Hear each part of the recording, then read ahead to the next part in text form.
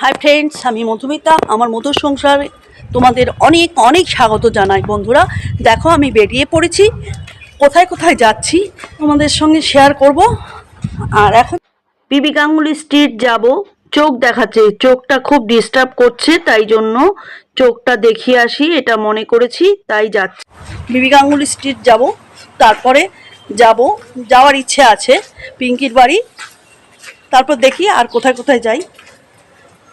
ব্লগটা এখন থেকে আমি শুরু করলাম, তোমরা দেখতে থাকো। টাকা তুলতে হবে, এই এটিএমটায় টাকা নেই। দেখি কাছেই আর একটা এটিএম আছে, সেখান থেকে টাকা তুলে আনতে গেছে। তারপর বাসে উঠে পড়লাম। বাসে লোকজন সেরকম নেই, বাসটা ছেড়ে দিল। বাস থেকে বাসের বাইরেটার ভিউ খানিকটা তোমাদের সঙ্গে শেয়ার করলাম। ভালোই লাগে কিন্তু বাসে চড়লে, কোনো কিছুতে চড়লে, মানে অটো, ট্রেন, সব কিছুতেই চড়লে আমার খুব ভালো লাগে, কারণ বাড়ি থেকে তো বেরোই না, তাই জন্য।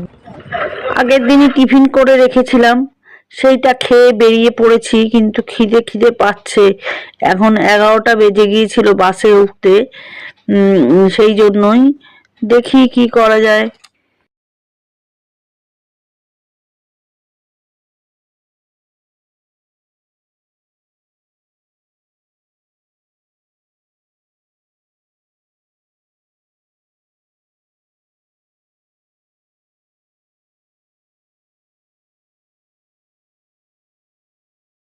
এরপর এসে গেল বিবি গাঙ্গুলি স্ট্রিট। বাস থেকে নেমে পড়লাম। আমার প্রথম কাজ ছিল চশমা করা। পাওয়ারটা এত বেড়েছে, আমার চোখটা এমনিই খারাপ, চোখটা দেখিয়ে নিলাম আর পাওয়ারটাও দিয়ে দিল। আমার চোখটার অবস্থা খুব খারাপ, সেটাই ডাক্তার বলল। ডাক্তার ঠিক নয়, অপটোমেট্রি, তবে চোখ খুব ভালো দেখে ওরা। আমি কোনোদিন বাইফোকাল পড়িনি বলে আমার একটু অসুবিধা হচ্ছে। আর আমি মেট্রোতে চলে এসেছি, মেট্রো স্টেশনে। আর যাচ্ছিলাম, একজন বলল যে দাঁড়াও, আমি ফটো তুলে দিচ্ছি। আমাকে একটা ফটো তুলে দিল। ট্রেন এখনো আসেনি, আসতে কয়েক মিনিট বাকি আছে। আমি একটু ফটো তুলে নিলাম, সেলফি তুলে নিলাম। আমার আর কাজ কি। ওদিককার ট্রেন এসে গেছে, এবার এদিককারও ট্রেন এসে গেল। এবার আমাদের গন্তব্যস্থল হলো দমদম। দমদম পর্যন্ত যেতে আমাদের কোনো রকম সমস্যা কিছু হয়ওনি।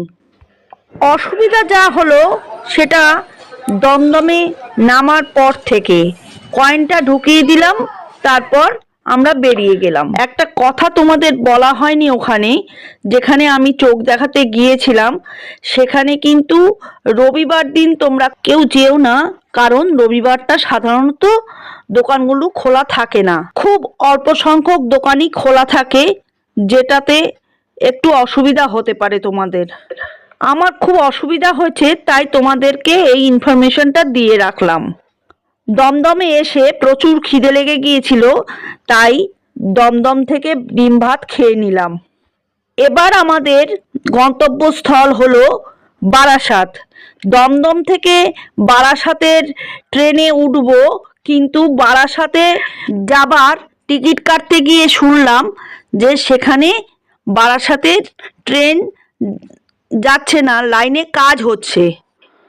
তখন আর কি করা, আমরা তারপর নাগের বাজার গিয়ে ওখান থেকে বাসে চেপে আমরা চলে গেলাম বারাসাত। বারাসাতে নেল আর্ট করানোর কথা ছিল। পিঙ্কি একটা জায়গা থেকে নেল আর্ট করিয়েছিল, ওদের পাশে একটা পার্লার থেকে। সেখানে গিয়ে আমি নেল আর্ট করাবো, সেটা অনেক দিন থেকেই কথা হয়ে আছে, সেটাই করাতে এসেছি। এখানে কয়েকটা ঘটনা আমার সঙ্গে ঘটে গেছে, খুব একটা ভালো ঘটনা নয়, সেটা তোমাদের সঙ্গে আমি শেয়ার করছি। যখন নেল আর্টটা করাতে গিয়েছিলাম সেই সময় পিঙ্কির সঙ্গে আমার দেখা হয়ে গিয়েছিল।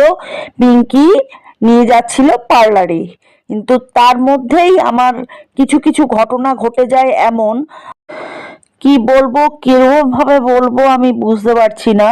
যাই হোক, বলতে তো হবেই। পিঙ্কির সঙ্গে দেখা হওয়ার পর পিঙ্কি আমাকে পার্লারে নিয়ে যাচ্ছিল, সেই সময় আমি হঠাৎ করেই পড়ে যাই রাস্তায়, আর আমার ফোনটাও পড়ে যায় নর্দমার ভেতর। আজ যে আমি এই ফোনটা দিয়ে তোমাদের এডিট করে তোমাদের কাছে এই ভিডিওটা প্রেজেন্ট করতে পারছি, আজ শুধুমাত্র পিঙ্কির কারণে। আমি পড়ে যাওয়ার পর পিঙ্কি আমাকে ধরে তুলতে পারছিল না, আরও কয়েকজন মহিলা ছিল, তারা তুলে দিল, কিন্তু একটা প্লাস্টিক হাতে জড়িয়ে নিয়ে সঙ্গে সঙ্গেই পিঙ্কি যেভাবে তুলে দিল, এবং ফোনটা তখন বাজছিল। আমি জানি যে ফোনটা তখনও বাজবে চার্জে না দেওয়া পর্যন্ত, তাই আবার মেয়েকে ফোন করে পরবর্তীকালে এখান থেকে যাওয়ার পর মেয়েকে ফোন করি কি করতে হবে, কারণ মেয়ে বিস সেন্টারে কাজ করতো, মেয়ে বলতে পারবে ভালোভাবে, সেই জন্য মেয়েকে আবার ফোন করলাম, মেয়ে বলে দিল কি করতে হবে। একটা সাধারণ নেল আর্ট করাতে গিয়ে যে আমাকে এত ঝক্কি পোহাতে হবে সেটা জানতাম না। পিঙ্কি না হলে বিপদ থেকে উদ্ধারও হতে পারতাম না। এটা পিঙ্কির বাড়ি থেকে যে মাঠটা তোমরা দেখতে পাও, সেই মাঠটা। পিঙ্কির ছেলে। পিঙ্কির সাথে যে একটা ছবি তুলবো সেটাই আমার মনে থাকলো না। পিঙ্কি আমাকে অনেক কিছু খেতে দিয়েছিল, যেমন চাউ, মিষ্টি, চা, সব। ফোনটা পড়ে যাওয়াই আমার বিপদের শেষ নয়। নেল আর্ট করবার পর তাকে টাকা দিতে গিয়ে দেখি টাকা নেই ব্যাগে, সেই টাকাটাও পিঙ্কি দিয়ে দিল। আমার পার্সটাই তুলে নিয়েছে ব্যাগ থেকে। আমার মনে হয় বাস থেকেই এটা হয়েছে।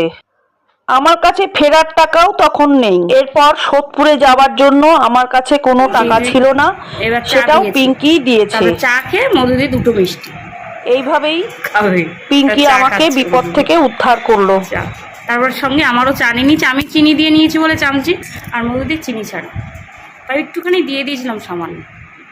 এই যে মধু দিয়ে চলে যাচ্ছে, আর এই যে গাছের ইঁচু,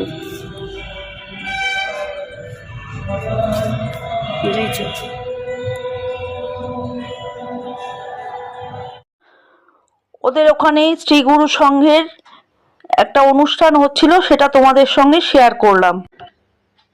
এরপর পিঙ্কির দোকান খুলবে, আর আমি একটু দাঁড়িয়ে দাঁড়িয়ে ক্যামেরাই করে নিলাম, আর কি করব।